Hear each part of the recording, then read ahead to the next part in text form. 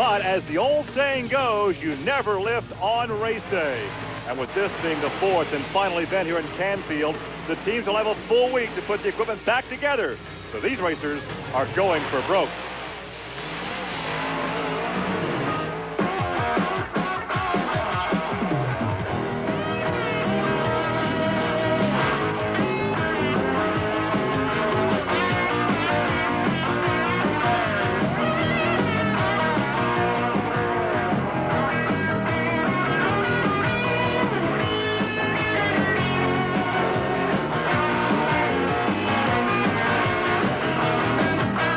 This is Trucks and Tractor Power, featuring the best in MTRA monster truck racing.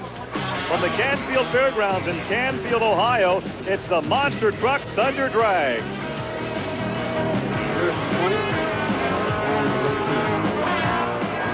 The measure of a champion is not how he acts when he's on top, but how he reacts when he's been knocked off the pedestal. If you've been with us each week on Trucks and Tractor Power, you know that Dan Runte has had a phenomenal win streak, 8 straight events. That represents 34 side-by-side rounds of competition.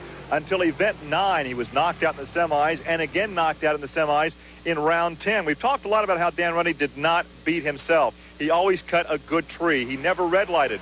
However, he was drilled at the start in the 9th event. He red-lighted in the 10th event. I have to ask, is he in a slump? Is stress, pressure getting to Dan Runte? Well, if you're going to be in a slump, now's the time to do it with a huge points lead in the Penda Points Championship and only 3 events to go. Here's my television colleague, Army Armstrong. Gary, you're exactly right. Bigfoot, Barefoot, quick qualifying 1 and 2. The Stinger came in third. Predator and Rampage rounds out the top 5, going from 490 to just 510. A real tight top 5 field, Gary.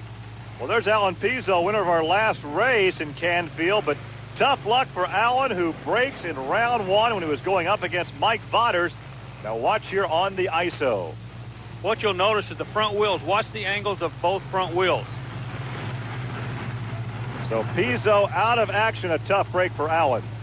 Usually, we only do 2 shows in 1 weekend. This doubles it up, and it doubles the abuse that the truck takes, and it has taken its toll this weekend. Well, Bill Hazlitt and Monster Patrol would take some abuse in round 1, going up against Fred Schaefer. Hazlitt in the dreaded Canfield left lane. Hello, pole. Yeah, and he knocks the pole over, or almost over, so we had a chance to visit with Bill Hazlitt after this altercation. Do you have any idea it was going to make a move like that to the left? No, Army, I had no idea. When I got on it, got on the other side of the ramp, the truck just went to the left and tried to save it, but I couldn't. Take a look now at the tree now for round 2 competition. Some pretty good pairings in there, Army. You got Bigfoot, Virginia Giant, Rampage, and the Stinger. Boogie Van Black Stallion, husband and wife, coming up next. Back in Canfield with a good shot of the timing camera that is used to time these races. This is a unique camera because it has to be mounted directly across the finish line, but it cannot be mounted down on the ground because so many of these vehicles actually fly through the air. So what they do, they actually break an electronic beam on the starting line and then go to the finish line, and they watch the film come up frame by frame by frame. That's where your time comes from. New truck on the circuit, Dio Wilson. He'll be making his first round 2 appearance in the Penda Points Series. And Army earlier had a look at this vehicle. Hey, Gary, we thought we'd take you on a tour of the new kid on the block. Dale Wilson's Virginia Giant showed up in the pit area, and we wanted to kind of inform people about this truck. It's very, very successful on the indoor circuit, but this is the first time we've had a chance to see him outdoors, so let's take a walk through. The frame itself, the gray area there, the tubes were designed by Dan Patrick and built by Patrick. He's the same one that drives the Samson truck. The fuel cell, the red box here, is in the very front of the vehicle. That is for balance. I want you to notice the shock absorbers. These shock absorbers were designed by Dale himself along with Dan Patrick, and they're specially made for the sport of monster truck racing. A little research and development going on there. You look in the driver's compartment, you notice he sits in the middle of the truck, giving him a good view of all 4 corners, and the truck is shifted automatically with an air bottle. This allows the driver to hold on to the steering wheel at all times and not have to let go. The engine combination, kind of unique. It's a 429 cubic inch Ford engine designed for NASCAR racing in 1969. There's a very limited number of those. And the fact is the supercharged engine makes it really unique. We're going to finish the tour off by looking at the shock absorbers back on the back of the truck. Notice they're at about a 45-degree angle. This is another research and development concept. It's called a cantilever suspension. It allows the shock absorbers to move a greater distance with less pull on the actual arm of the shock itself. Well, of course, the Virginia Giant will go up against Bigfoot. That's a tough draw for the first time outdoors. You're exactly right. Like I say, Dale definitely is a strong runner indoors. This is a whole new ball game coming outdoors. And he told us that. He said, this is a learning curve for me. Yeah, and you don't want to go up against this guy, Dan Runty, he's been knocked out the last 2 rounds of competition. Runty, of course, won 8 straight before he got knocked out in the semis in the 9th event and red-lighted in the 10th event, so he's hungry to find victory lane. And now we're looking at the pairing with Rampage and Stinger. Stinger, of course, is a teammate in the Bigfoot organization. His team driver, Dan Runte, just won his round. He's standing by now with Army. Dan, you look at the track, it actually looks dusty, but really the characteristics of the truck is running in mud. Yeah, it is. I mean, it's a hard surface here, and when they put water on it, it really gets greasy, so that's making it a tough track to judge. You know, after it dries up and we get it dug up, it really turns into a pretty good track. That pass there, we just slipped on top, a little lost a little time. We'll just see if we can, that's good enough for lane choice. Well, you see the mud being kicked up, and there you can see the mud on those big tires, so it's a very slick racing surface here in Canfield. Yeah, but just like you said in the opening, you got to remember this is a pulling track, so they're used to getting it packed real hard. There's Rampage, the near lane, Stinger, the far lane. Hey, we got a race. And it's Stinger by whatever, such a slight margin. Might not be over. There for a moment, he locked the brakes up, trying to get that thing slow. There's a 5:07, a good run for Eric Meager. But he had all kinds of trouble in the shutdown lane. Yeah, the ISO camera is going to show us really the run itself was almost uneventful. He did a real good job. His kid's awfully smooth in the truck. The chassis works, but the problem came right here when he came back to correct it, Gary. And I told you about how slick the track is.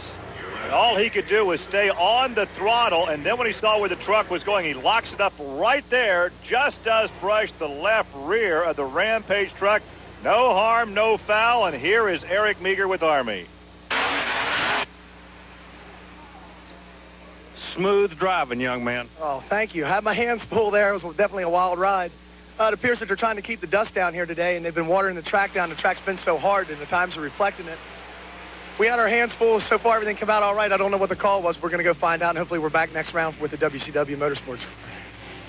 And look how muddy the sidewalls are on that tire. They were black, of course, when he launched that truck. You got to remember now, these big old tires only run about 4.5 pounds of air in it, so the tire actually rolled over on its side. So that's where some of the dirt came from. I'll tell you what, no dirt here. This is going to be a war. The big, bad Dodge. Fred Schaefer needs a win. He's got to turn his luck around. The Pontoon Beach, Illinois native has been hunting it all year long. He goes up against none other than Champaign, Illinois' own Mark Hall. And this kid can beat you to death in a slapping contest. So this is going to be a toss-up.